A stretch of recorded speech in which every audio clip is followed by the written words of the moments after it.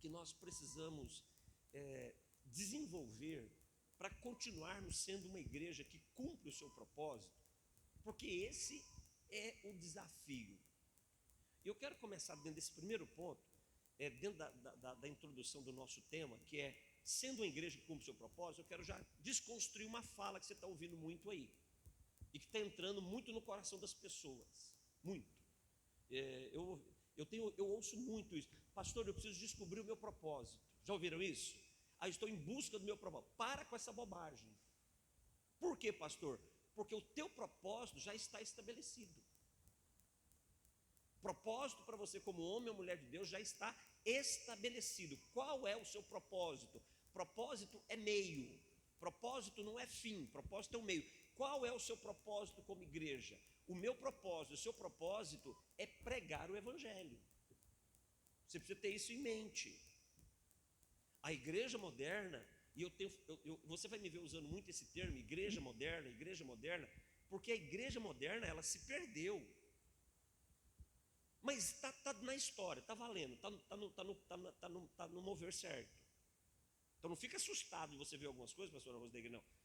Eu estou orando para piorar. Minha oração é piore.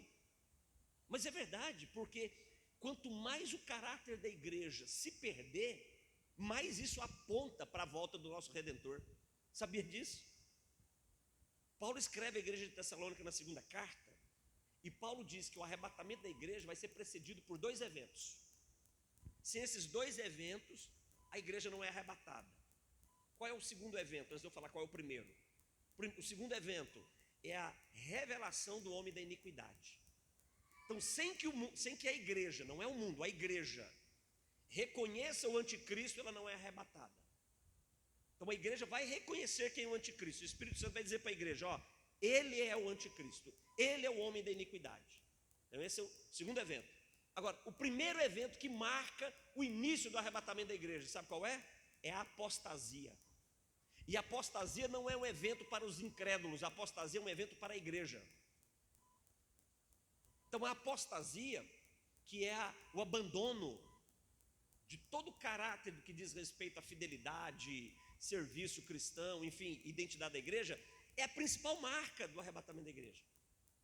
Então, quanto mais decadente a igreja for se tornando, mais próximo está o nosso Senhor.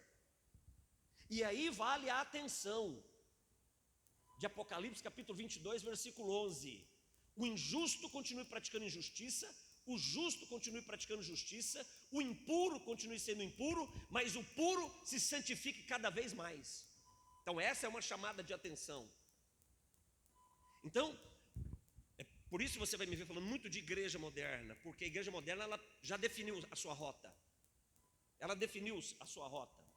E um padrão que a igreja moderna, eu ouvi algo, ainda bem que eu não ouvi isso aqui, então se eu falar, depois você me perdoa, você resolve com a sua turma depois.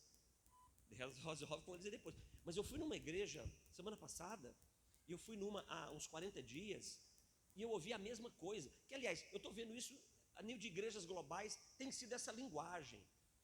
A igreja tratando quem serve a igreja como voluntário. Isso me preocupa, voluntário, porque a definição de voluntário é aquele que faz o que quer, quando pode e de acordo com o seu tempo. Essa não é uma linguagem bíblica. A linguagem para a igreja não é de voluntariado, é de discípulo. É de discípulo. Quem é o discípulo?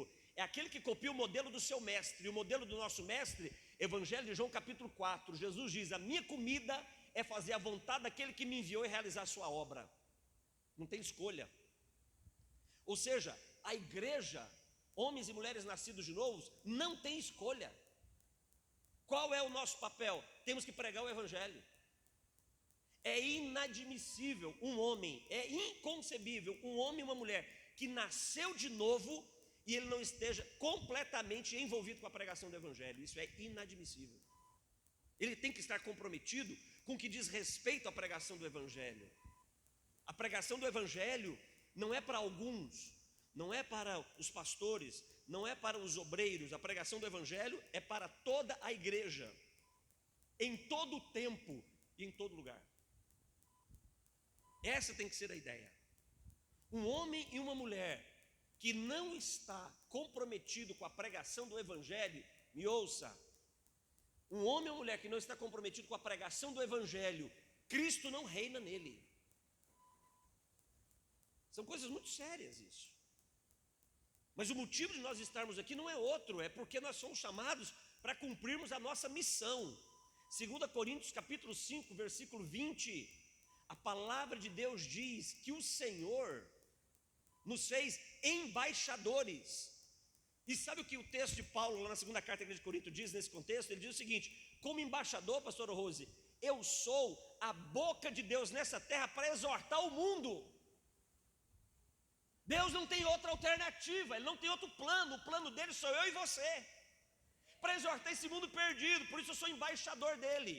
No versículo 18, do mesmo capítulo 5, da segunda carta à igreja de Corinto, o apóstolo Paulo diz: e ele vos confiou um ministério, não é o ministério do louvor, não é o ministério das crianças, não é o ministério do ensino, não é o ministério da palavra, ele nos confiou o mais importante ministério. E qual é esse ministério? O ministério da reconciliação.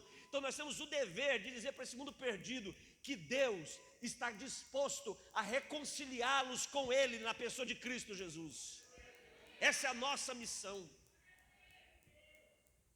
Esse é o nosso dever.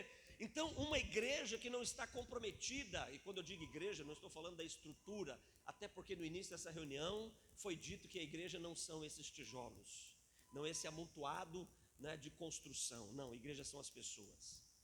Se nós não estamos comprometidos com a pregação do evangelho, se você não está comprometido com a pregação do evangelho diariamente, você está com problemas.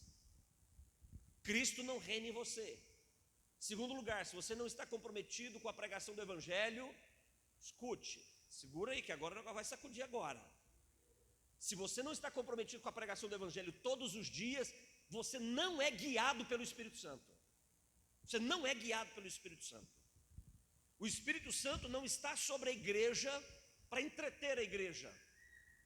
Ele não está sobre a igreja para divertir a igreja. Ele está sobre a igreja para forjar essa igreja, para capacitar essa igreja e para dar a essa igreja a autoridade necessária para que ela vá e dê fruto e o fruto permaneça. João 15. É por isso que o Espírito Santo está sobre a igreja. É para isso. Atos capítulo 1, versículo 8, Jesus começa dizendo: e recebereis poder ao descer sobre vós o Espírito Santo. Para qual objetivo? Para qual objetivo? Você se lembra qual é o objetivo? Para sermos suas testemunhas. Jerusalém, Judéia, Samaria e confins da terra. O motivo do Espírito Santo se mover com a autoridade da minha vida e da tua vida é para que eu pregue o evangelho.